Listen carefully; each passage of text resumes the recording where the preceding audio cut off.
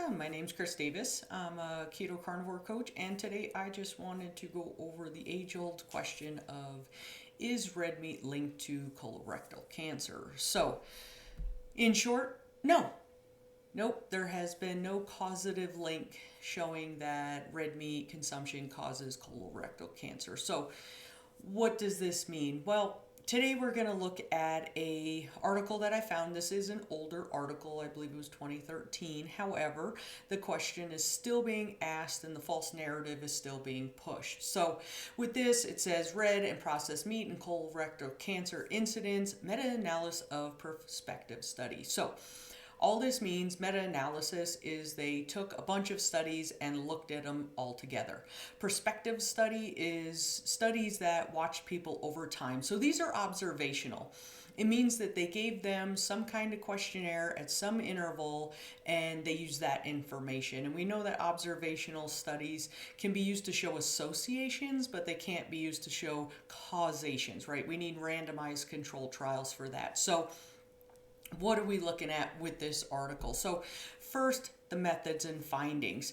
Well, if you look right, they looked in PubMed until March of 2011. From the look of it, they actually picked a pretty large group of studies to look at. So that was good.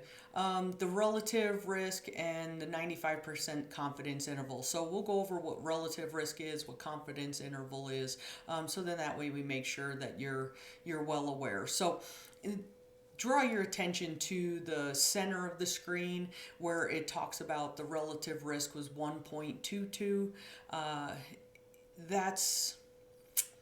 That's not a lot, and we'll relate it to something else at the end there. And then for every 100 grams a day increase, it was 1.14. So a nunner is 0. So what they concluded is that high intake of red and processed meat is associated with an increased risk of colorectal, colon, and rectal cancers. And then overall evidence of the studies suggests limiting red and processed meat consumption. So again, this is an association. It doesn't show that red meat causes cancer because there are certain confounders that I'm sure that they could not get rid of. For example, most of these are not with people that are carnivore, right? Straight animal product meat eaters. These are your standard American diet people that they're testing.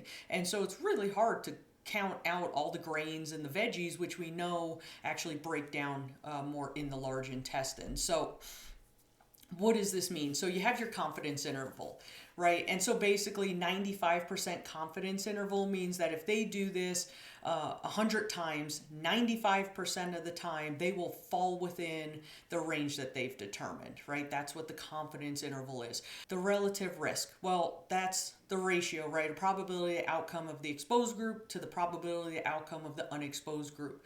So like I said, 1 is a nunner.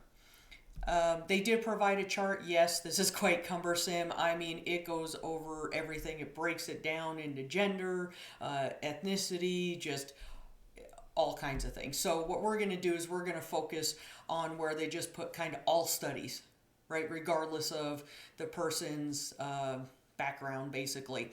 And so if we look at these numbers, and I'm going to focus on the red meat because honestly, and I probably shouldn't, but I don't agree with what they call processed meat, right? They call jerky processed meat. So for example, when I process jerky, I put Redmond sea salt on it, put it in the dehydrator, and that's it.